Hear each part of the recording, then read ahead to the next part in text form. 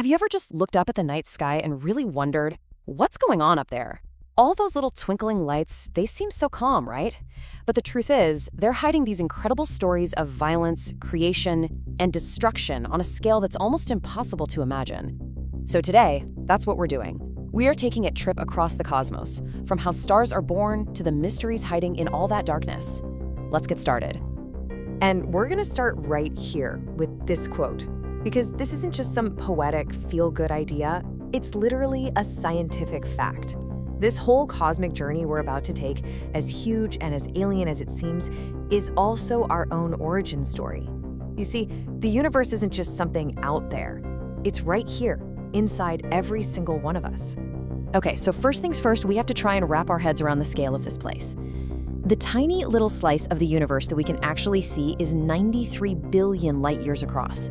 And just one of those light years, that's almost 9.5 trillion kilometers. It's a number so big our brains can't really process it, but that's the stage for everything we're about to see. So let's zoom in from that mind-boggling scale to the little islands of light that fill it up, the stars. You know, the life of a star is like this grand, epic movie. It's a drama of fire and gravity that plays out over billions and billions of years. And every single one of those stars, every sun in the sky, gets its start right here, inside a nebula. These things are just these beautiful, spectacular clouds of gas and dust that start to collapse under their own gravity. I mean, you look at a famous picture like the Pillars of Creation, inside that cloud, thousands of brand new stars are lighting up for the very first time. And once a star is born, you can tell how hot it is just by its color. It's like a cosmic thermometer. The coolest stars, they glow this kind of dull red. The absolute hottest, most massive stars burn this brilliant, fierce blue. And our sun? Well, it's a pretty average yellow-white star, sitting right there in the middle. Not too hot, not too cool. Now, here's where it gets really interesting. A star's entire life is this constant, high-stakes battle. On one side, you've got the explosive force of nuclear fusion, trying to blow it apart. And on the other, you have the crushing, relentless force of gravity, trying to squeeze it into nothing. And who wins this war? Well, that all comes down to just one thing: how much mass the star started with. And that's where the story splits in two. There are really two main paths a star can take at the end of its life.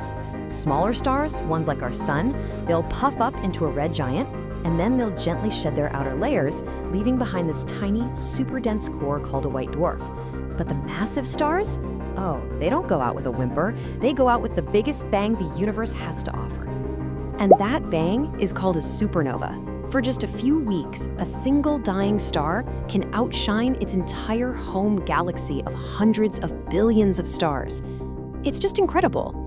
And these explosions, they're not just for show. They are the universe's cosmic forges. They're what create and scatter all the heavy elements. We're talking gold, platinum, even the iron that's in your blood right now, all across the galaxy. So after all that drama, what's left behind? Well, you get some of the weirdest, most extreme objects in the entire universe. These are the ghosts of dead stars. This is what happens when gravity really starts to take over. Now, if the star was massive but not supermassive, its core collapses into what we call a neutron star.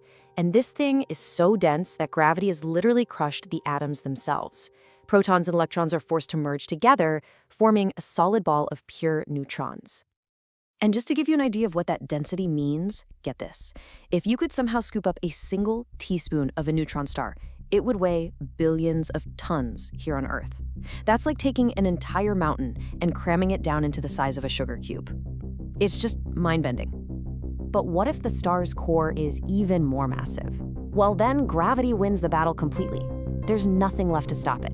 It collapses forever, down to a single point, warping the fabric of space and time so much that nothing, not a planet, not a star, not even light itself, can escape. And that is a black hole. And the crazy thing is, these aren't just science fiction anymore.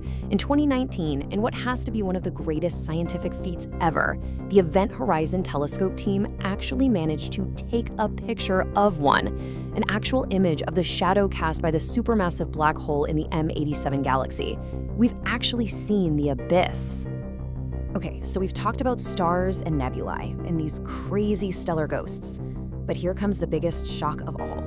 Everything we've just talked about, everything we can see with our eyes and telescopes, it's just the tip of the cosmic iceberg. The vast majority of what makes up our universe is completely invisible. So that begs a really, really big question. If all the stuff we know, the stars, the planets, us, is just a tiny fraction, then what is the rest of this place made of? Well, the answer is just staggering. What we call normal matter, that's you, me, Earth, the sun, every star you can see, that's only 5% of the universe. About 27% is some invisible stuff we've named dark matter. And the other 68%? That's an even more bizarre force called dark energy. Think about that. We live in a universe where 95% of it is a complete mystery. So what do these dark things even do? Well, the leading theory is that dark matter is kind of like this invisible scaffolding, this cosmic glue. It provides the extra gravity that holds galaxies together and stops them from flying apart. And dark energy? It seems to be some kind of mysterious force woven into space itself that's pushing everything apart, making the universe expand faster and faster. So you're faced with all this mind-boggling scale, all this deep mystery. What do? Well, if you're human, you explore. We are right in the middle of a golden age of cosmic discovery, turning our curiosity and our technology towards the stars to find answers. And one of the most exciting new frontiers is the hunt for exoplanets, which is just a fancy word for planets orbiting other stars. You know, before the 1990s, we didn't have proof that a single one existed. Today, we've confirmed thousands of them, and that number is going up pretty much every single week. And some of the worlds we're finding out there are just bizarre. They're stranger than anything you'd see in a movie.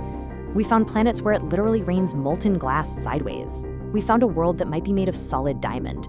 We've even found a real-life Tatooine, a planet orbiting 2 suns, so it gets 2 sunsets every day.